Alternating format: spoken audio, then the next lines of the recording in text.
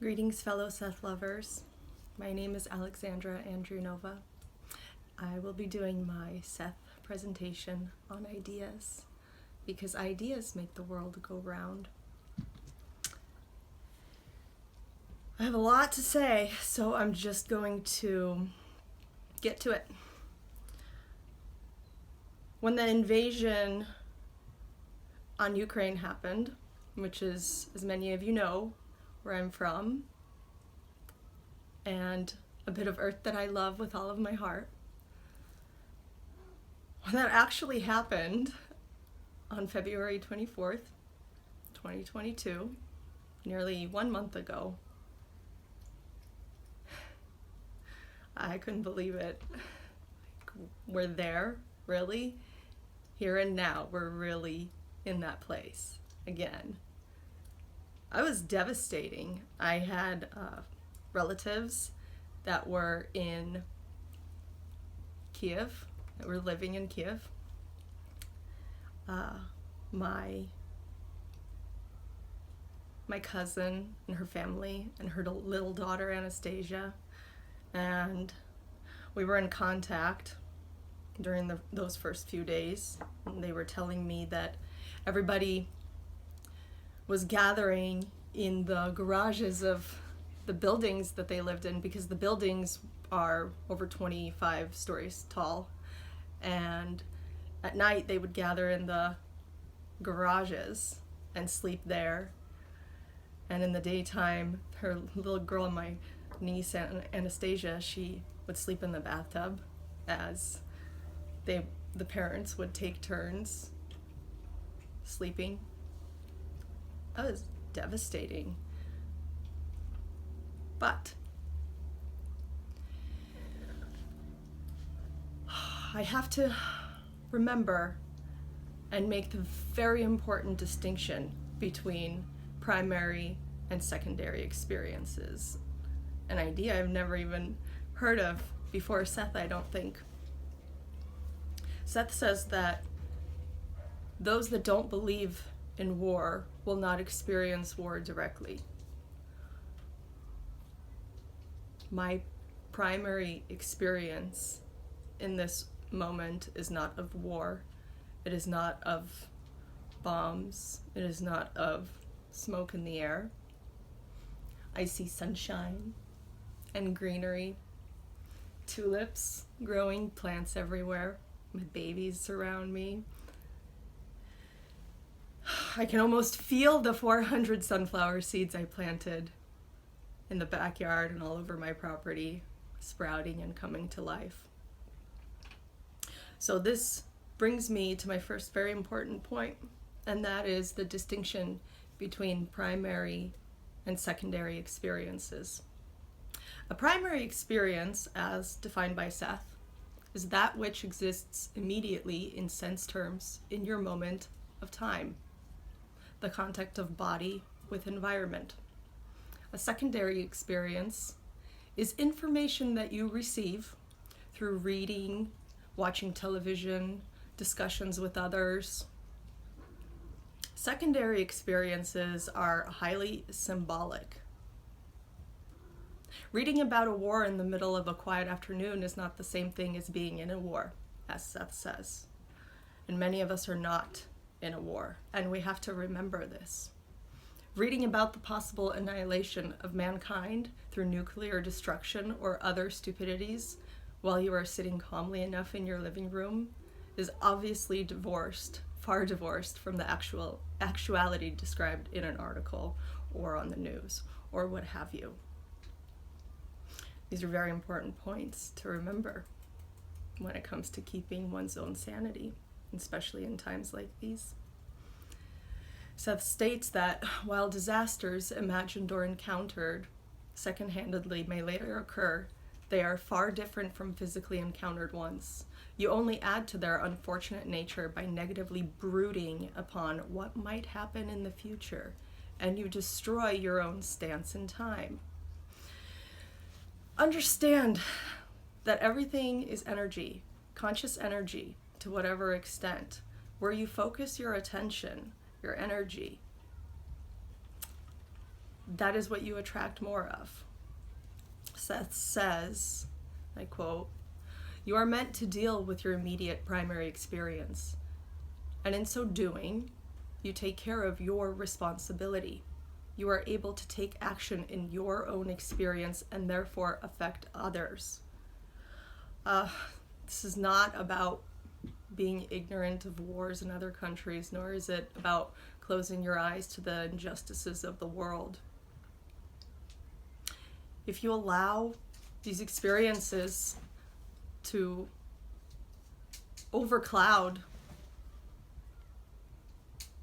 your present valid intersection with reality, as Seth says, then you speak and act from a position not your own and deny the world whatever benefits your own present version of reality might allow you to give. The body must react to present immediate primary existence in space and time, like currently my cat, spontaneously scratching at this door.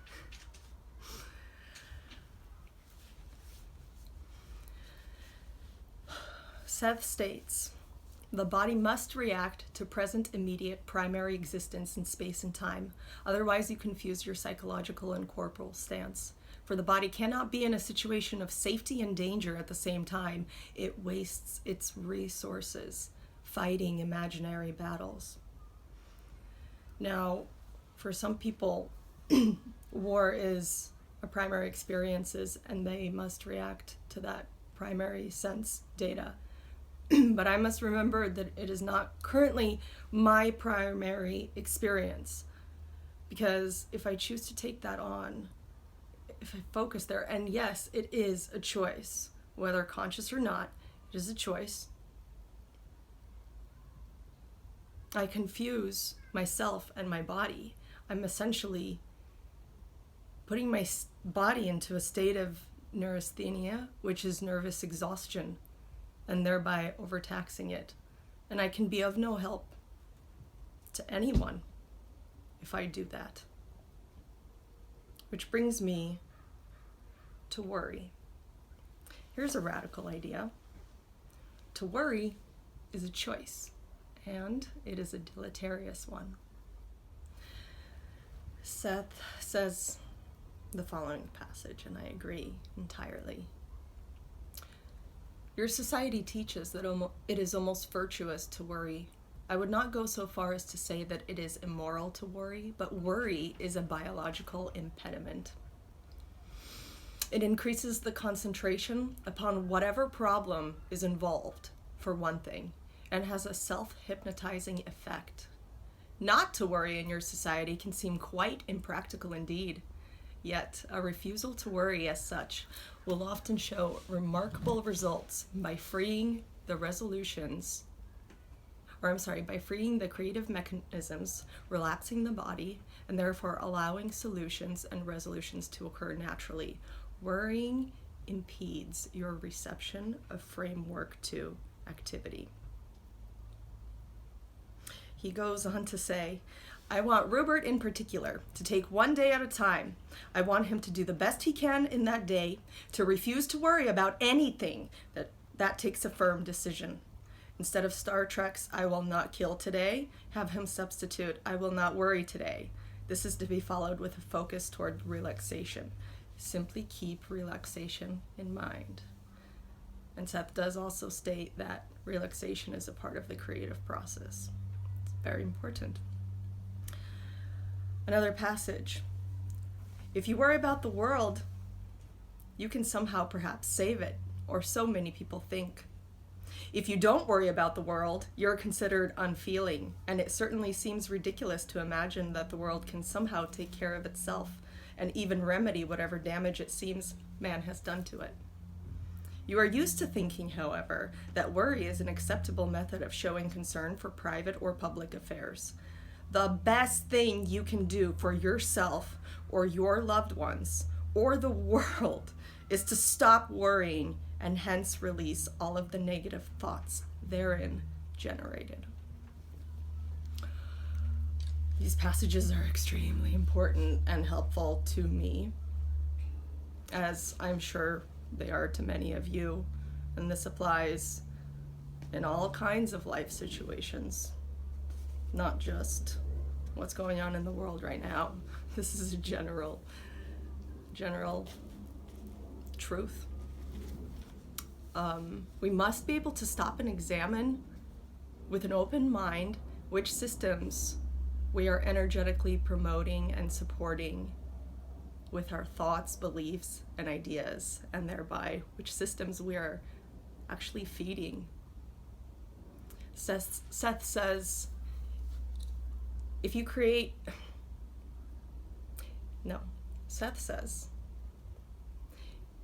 you hate, you create a reality full of hate. And to the extent that you hate, you find reality hateful. To the extent that you fear, you create a fearful reality. To the extent that you love, you create a lovely reality. To the extent that you create a reality full of creativity. And this is my message. We're literally feeding those systems to which we give our energy and focus. And it is very important to remember that. Seth states, underneath it all, you are significance-making creatures, pattern formers, immersed in time but basically apart from it. And so new insights, ideas, come into your awareness and literally change the quality of any given reality at any given time. End quote. Our ideas about the meaning of any given situation literally matter. Thoughts are things.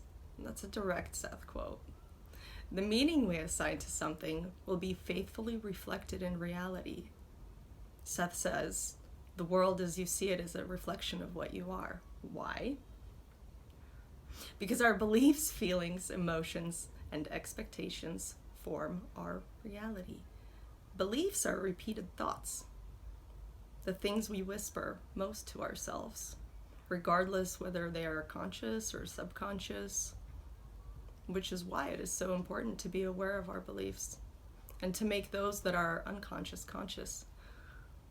We create our reality whether we realize it or not.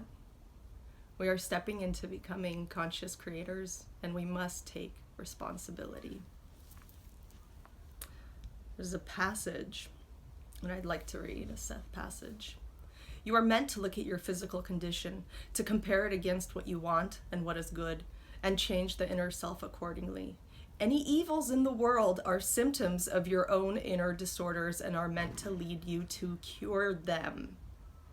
There is a beauty and a strength and a joy in looking within yourselves and a freedom from bondage. And I hope that when I am finished with you all, you will taste some of that joy and freedom.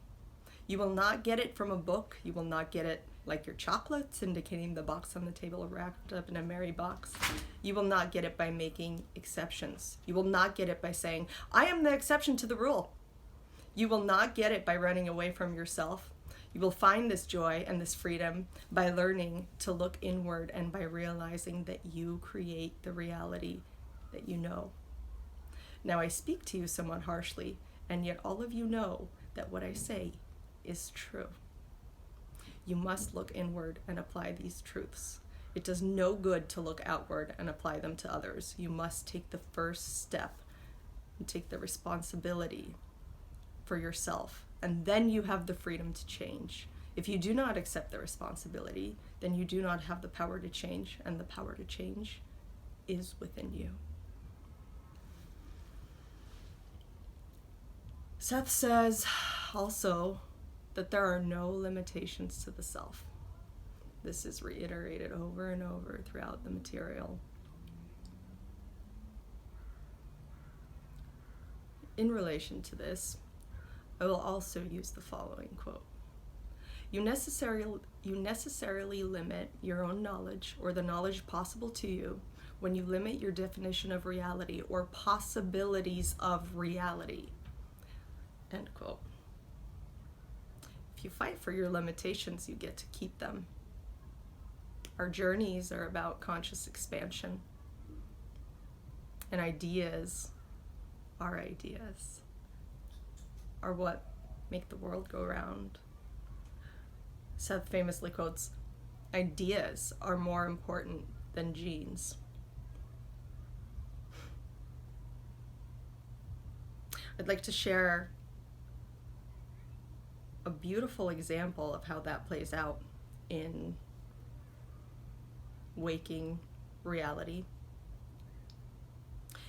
It is about a realization that Thich Nhat Hanh one day had.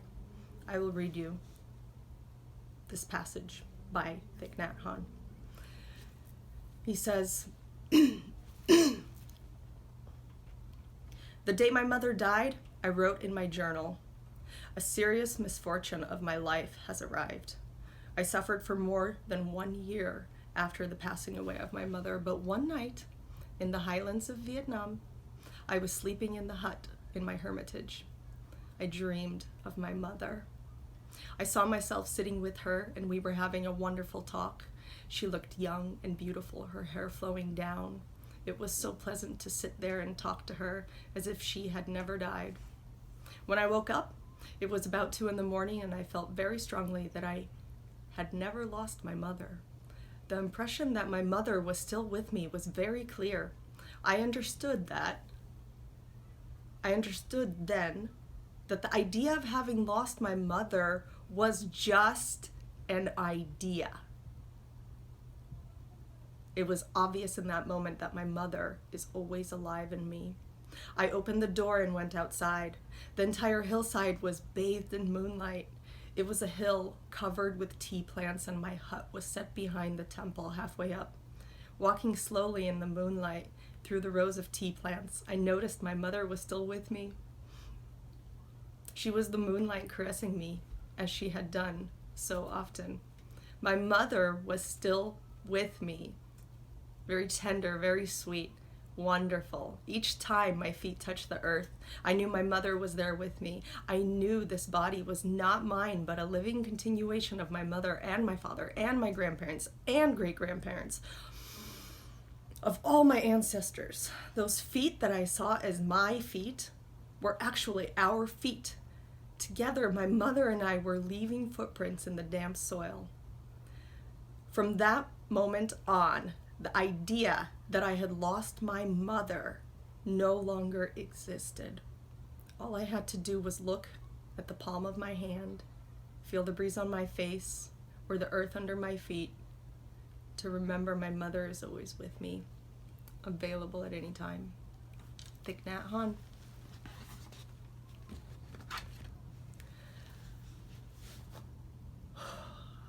Let's drive this home in connection with Seth. Thich Nhat Hanh suddenly had an idea, brought on by a dream experience, that completely changed his perspective about a singular event, which in turn changed the nature of the event itself, that being his mother's death. This is what Seth means by the present is the point of power, and the past can be changed in the present. There's a quote that says, "A new belief in the present, however, can cause changes in the past and on a neural level. Time is simultaneous. Present beliefs can indeed alter the past." In relation to this revelation that Thich Nhat Hanh had, it completely changed his whole world, the way he perceives such a big portion of his life. It's amazing what we can do when we open our minds. When our perception of an event changes, the event itself changes. There's a transformation that occurs. It has a different electrical pulsation, a different electrical charge. Change your thinking, change the world. Apply to self as needed. Seth states, in the terms of evolution as you think of it, ideas are more important than genes, quietly. For we are again dealing with more than the surfaces of events. We are dealing with more than some physical mechanics of being. For one thing, the genes themselves are conscious, though in different terms than yours. Your cultures, your civilizations, obviously affect the well-being of your species, and those cultures are formed by your ideas and forged through the use of your imaginations and your intellects.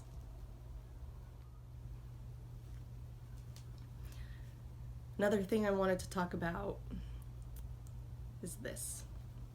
When I was reading my first few books of, well, not few, probably the first 10 books of the Seth material, all the Seth books, one word kept coming up. I kept seeing it over and over and over and over again. And this word is trust. Seth talks a lot about trusting the inner self, trusting the self, trusting your impulses, trusting your spontaneity, trusting your psyche. And this is very powerful because trust leads to faith, which is a small word with big meaning, big repercussions, because trust cultivates faith. And when you're rooted in faith, there is no room for fear. So when you start to cultivate a relationship with yourself that is rooted in trusting yourself, you're on your way to this thing called faith. That's a big one. Seth says that faith is believing in realities you cannot at this point physically perceive. It is banking on those portions of your own personality that you feel but cannot see in the ordinary mirror. And this is an important, very important thing to cultivate within ourselves. And it is a very big idea.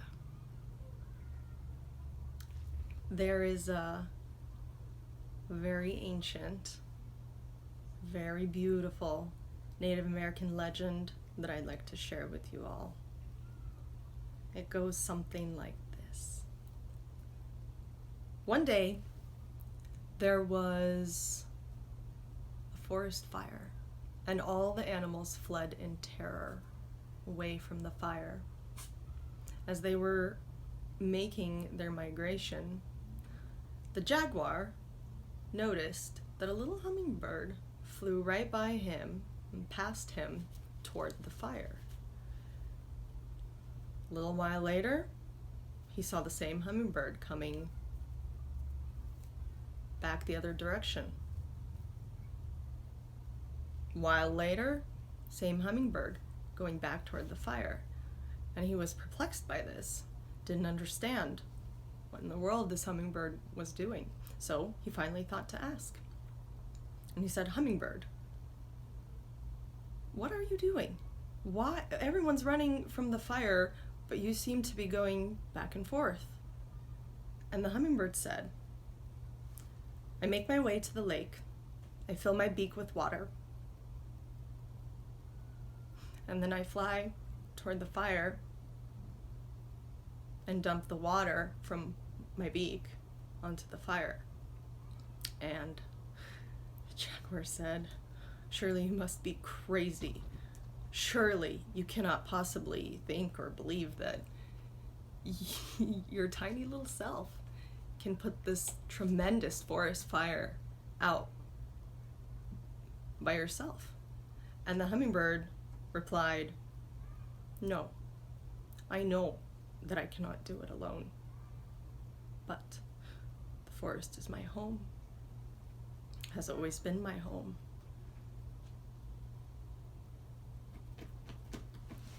And I'll read the the rest of it because I'm getting emotional. But the forest is my home, the hummingbird replied. It feeds me, it shelters me and my family. I'm very grateful for that, and I help the forest by pollinating its flowers. I am part of her, and the forest is part of me. I know I can't put out the fire, but I must do my part. At that moment, as the story goes, the forest spirits who listened to the hummingbird were moved by the bird and its devotion to the forest, and miraculously they sent a torrential downpour which put an end to the great fire. Now, Native American grandmothers would occasionally tell this story to their grandchildren and then conclude with, do you want to attract miracles in your life? Do your part. Jane has this amazing quote. It goes like this: you have no responsibility to save the world or to find the solutions to all the world's problems, but to attend to your own personal corner of the universe. As you do that, the world saves itself. All of this brings me back to our current world situation and war, and Seth's ideas intertwined with my own ideas of how to help and how to create a better future. So I examined my own feelings and emotions and ideas about the so-called monsters in our world. And this is how I perceive them. This is my own quote. I believe that at the heart of what may look like evil from the outside, there is just a scared kid on the inside, misguided and confused, who has forgotten momentarily who and what they really are, which is the universe, or all that is, made manifest. End quote.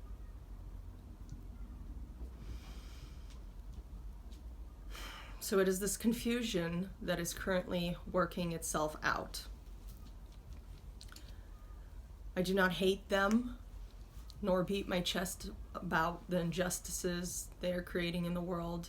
I am able to see them through the eyes of compassion, no matter what. Now, in no way am I saying that to hate them or be angry or to be upset is in any way wrong. No, we must feel our feelings and emotions, and we must express them and thereby release them, transmute them, make space for new ideas and emotions.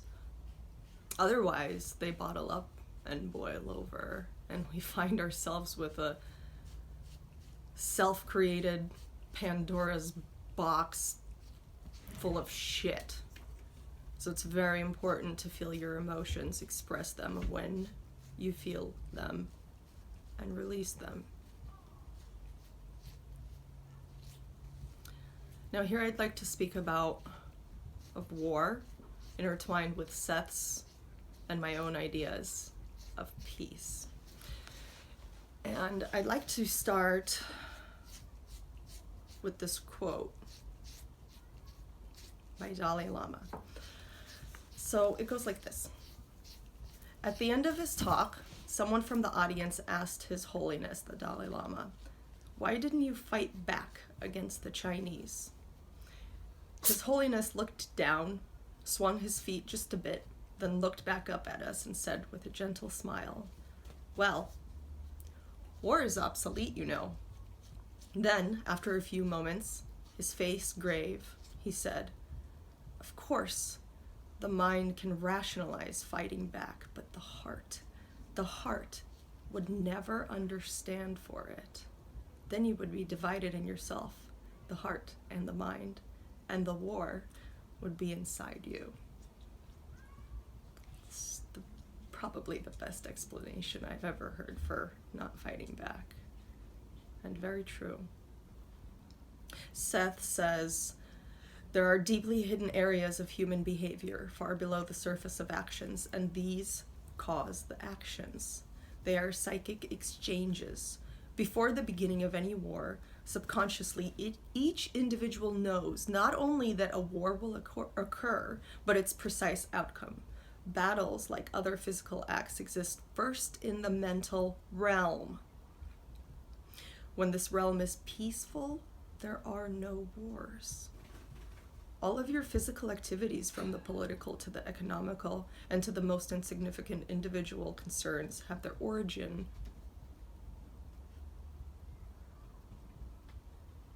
in mental existence, and their outcome is known. To create a harmonious inner existence is a positive act with far-reaching effects and not an act of isolation. To desire peace strongly is to help achieve it. To accept war helps prolong its physical existence. These are not idle words, nor are they meant symbolically. This is another beautiful passage of Seth's on war. When every young man refuses to go to war, you will have peace. As long as 20 men insist on fighting a war, you will not have peace. As long as you fight for gain and greed, you will not have peace. As long as one person commits violence for the sake of peace, you will have war. Unfortunately, in the condition in which your world finds itself, it's extremely difficult to imagine that all the young men in all of the countries at the same time will refuse to go to war. And so you must work out the violence that violence has wrought. Not in your physical time, but within the next 100 years, and this was written in 1969, or channeled in 1969, in the next 100 years, Seth states, the time may come, phrase omitted, but when it comes, and if it comes soon, it will come as a miracle, for it will come when every man realizes that killing is wrong, and when every young man in every country refuses to go to war, and when he refuses to curse any man or a flower. You do not defend an idea with violence. With violence, you kill an idea. So, what's my great idea in regards to bringing peace to the world and making the world a better place? Well, it's hardly original, I'll admit, but it's what I see as being the most important, and that is cultivate peace within. Cultivate peace within your own corners of the universe. It starts at the heart of every single individual and is each individual's responsibility. Seth says, the approach should not be fear of war, but love of peace. When we raise our vibrations, they become infectious, so to speak. So let us be the change we want to see in the world. Fighting for peace is like fucking for virginity.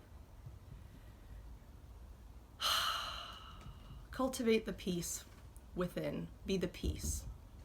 Be kind to yourself and others. Be patient with yourself and others. Forgive often. Be present in your primary experience. Life is joyful. Be here now. Relish and find joy in little exchanges between you and your loved ones. This is a little something that I wrote also to help inspire. When we concentrate upon what is right in the world, what is goodness, what is beauty in the present moment, we access a channel of great personal power. Keep your focus directed on the best aspects of here and now. That's why it's called the present. The gift is we choose how we experience the present moment by where we direct our conscious awareness. When applied to the practice of our daily life, the simplicity of this notion is powerful, life-changing, freeing, and healing.